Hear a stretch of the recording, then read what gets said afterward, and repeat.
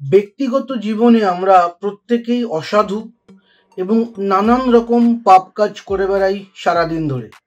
কিন্তু মনে মনে আমরা প্রত্যেকেই আমাদের নিজেদেরকে খুব সৎ ভাবি এবং ভাবি যে আমরা এই জীবনের যে লড়াই তাতে সবসময় লড়ছি, ব্যস্ত থাকছি এবং আমরা নিজেরা আসলে সেরকম কোনো বড় পাপ করছি না। এই কারণেই যখন আমরা সিনেমা দেখি বা কোনো গল্প শুনি বা দেখি, তখন সাইকোলজিক্যালি আমরা ওই গল্পের যে হিরো, যে সৎ লোক, তার সঙ্গে নিজেদের খুব রিলেট করি, একাত্ম অনুভব করি এবং মনে করি বড় পর্দায় বা গল্পতে যে লোকটা খুব ভালো কাজ করছে, সমাজের উপকার করছে, অন্যদের সাহায্য করছে, সে আসলে আমি।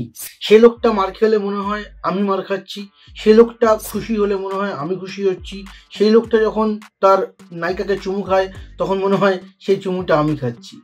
তো এইটা সাইকোলজিক্যালি কাজ করে।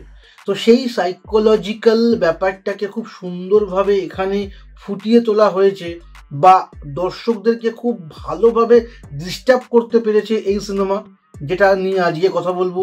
অ্যামাজন প্রাইমে স্ট্রিমিং হচ্ছে স্টোলেন। তো চলুন শুরু করি আজকের ভিডিও।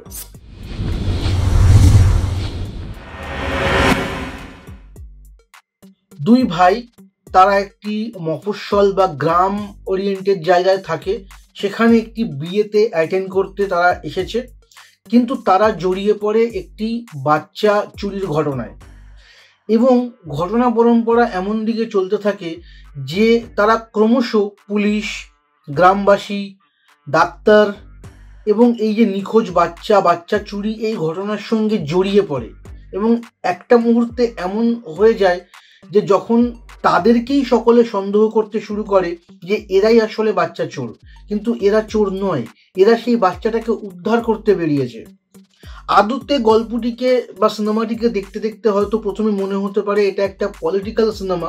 ডেফিনেটলি এর মধ্যে পলিটিক্স রয়েছে, কিন্তু এটা আসলে অনেক বেশি সোশ্যাল বা সামাজিক সিনেমা। আমরা যখনই প্রত্যেকেই হোয়াটসঅ্যাপে কোনো মেসেজ বা কোনো ভিডিও দেখলে সেটাকেই সত্যি বলে ধরে নিই এবং সেই হুজুগে আমরা এমন এমন ঘটনা ঘটিয়ে ফেলি, প্রমাণ, যুক্তি এই সমস্তকে ধার ধারি না। আমরা শুনলাম যে এই লোকটি কোনো খারাপ কাজ করেছে, চলো মারো একে, এই মহিলাটি কোনো খারাপ কাজ করেছে, চলো মারো একে।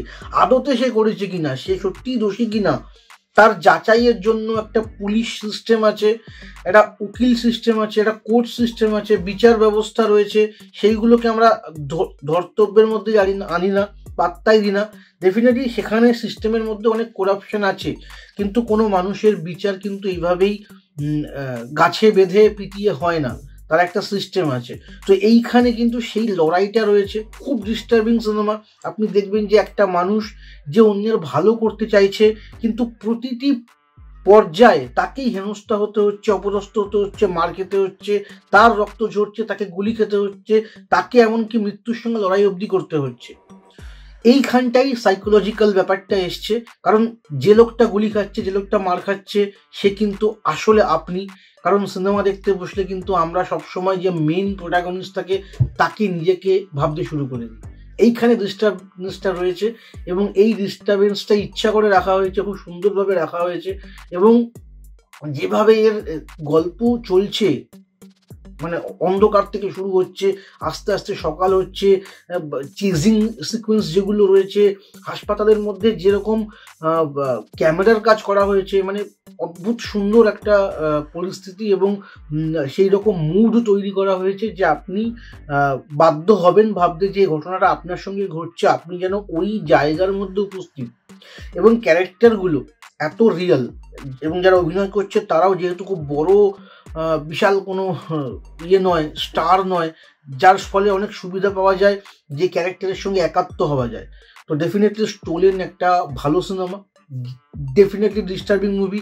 যারা আপনারা একটু মানসিকভাবে একটু ইমোশনালি একটুখানি উইক, তাদের হয়তো খারাপ লাগবে, তাদের হয়তো কষ্ট লাগবে, ব্যথা লাগবে এবং সেইভাবেই আপনারা দেখবেন, কারণ এটা খুবই ডিস্টার্বিং মুভি। তবে এই সিনেমার শেষটা আপনি যদি দেখা শুরু করেন, আমি বলবো শেষ অবধি অবশ্যই দেখুন, কারণ শেষে গিয়ে কিন্তু আপনার ভালো লাগবে, এটুকু আমি আপনাকে বলতে পারি।